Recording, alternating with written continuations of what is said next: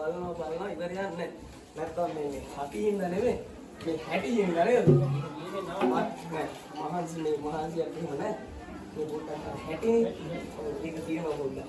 එහෙම නෙමෙයි නේද? අපි මේ දුර ප්‍රදේශයේ ඉඳන් ඇවිල්ලා නේද? ඒ වගේම මුලින්ම මතක් කරන්න ඕන මේ වගේ නර්තන ප්‍රසංගයකට නේද? පළවෙනි නර්තන ප්‍රසංගයට මේ කිරිකොව්ට යන මේ ලස්සන ගමේ නේද? අපි බලාගෙන ආවේ ලස්සන දියයි කියනවා නේද? අපි යන්න හිතෙන්නේ නැති විදියට මේක මනරම් භූමි ප්‍රදේශයක් විදියට ලස්සනට තියෙනවා. මට ඒ යන ගමන්ම මේ කවියක් මතක් වුණා. අයියේ. කිරිකොව්ට යනකොට අද කවියක් කියලාමයි යන්නේ කියලා හිතාගෙනමයි යන්නේ.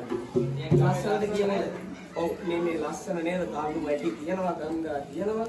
මේ වගේ සුන්දර භූමි ප්‍රදේශයක ජීවත් වෙනවා කියන්නේ මම හිතන්නේ බුදුම පින් කරන්න ඕනේ. එහෙනම් අනිවාර්යෙන් හරියක් කියන්න ඕන.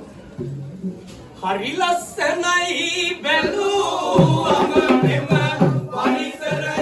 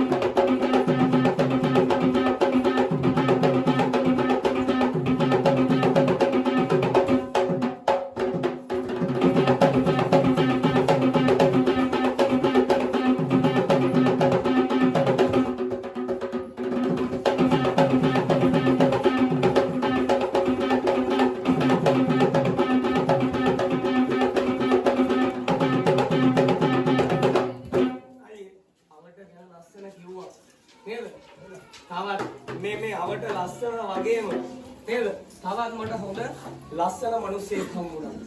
ආදරණීය මේ වචනයක් මේ මිනිස්සයා කියන එක. ලස්සන ආදරණීය සර් කෙනෙක් හම්බුණා. මේ ප්‍රසංගය වෙනුවෙන් දදලන සර් කෙනෙක් හම්බුණා. අපි මේ නර්තන ප්‍රසංගවලට යනවා. මේ වගේ කැපකිරීම කරන ආදරණීය විදුහල්පති කෙනෙක් මම මේ මොන ජීවිතේටම දැකලා මේ නර්තනයේ හැඩවත් කරන්න මේ නර්තන ප්‍රසංගය සාර්ථක කරන්න බොහෝ විඳින දුක අපි සියසින් දැක්කා. ආදරණීය දෙමව්පියෝ එකතු වෙලා ආදරණීය අපේ ගුරුවරු එකතු වෙලා අපි ආපු වෙලාවේ රැවටුණා හැබැයි. ඒක නේ මේ පැත්තේ හැබැයි මේ ධනට දිනට දෙනවා කිව්වොත් නම් මැරෙනවා ඉපදෙනවා පේන්නේ නැහැ. උදුම කෑම කෑවේ. නේද? දෙනවා. ආයි ධනට දිනට දෙනවා කිව්වොත් එහෙනම් මැරෙනවා ඉපදෙනවා. ඉතින් මේක තමයි වෙන්න ඕන. නේද? මේක තමයි අපේ මේ සංස්කෘතිය මේක තමයි අපේ මේ කවුද අභිමානය. ඉතින් මේ වගේ දේවල් වලට මේ අපි විදුහල් ප්‍රතිදා කවියක් කිව්වේ නැත්තම් ඒක හරියයි. ඔව් මේ මෙහෙම හිටියන මේ හොඳ නර්තන ශිල්පියෙක් අපි දන්නේ දැන් අපි මේ සුවඳ ආරාධනාවක් කරා අපේ මේ විදුහල් ප්‍රතිතුමාට අපි සමග නර්තනයේ ජයවන්න හැමිනෙන්න කියලා. ඒක අඩියක් හරි. ඔහුගේ මේ රාජකාරීත් එක්ක 6:30 ෂෝ එකේ කරනවා. ඒ හින්දා මේ ඒක 6:30ට තියලා නේද? මේ වගේ ලංකාව බැබළු දක්ෂ නර්තන ශිල්පියෙක් ඉන්නකොට කවියක් කියන්න ඕන. නැත්තම් රටලොව පතල අපේ ආදර නමතිනෝ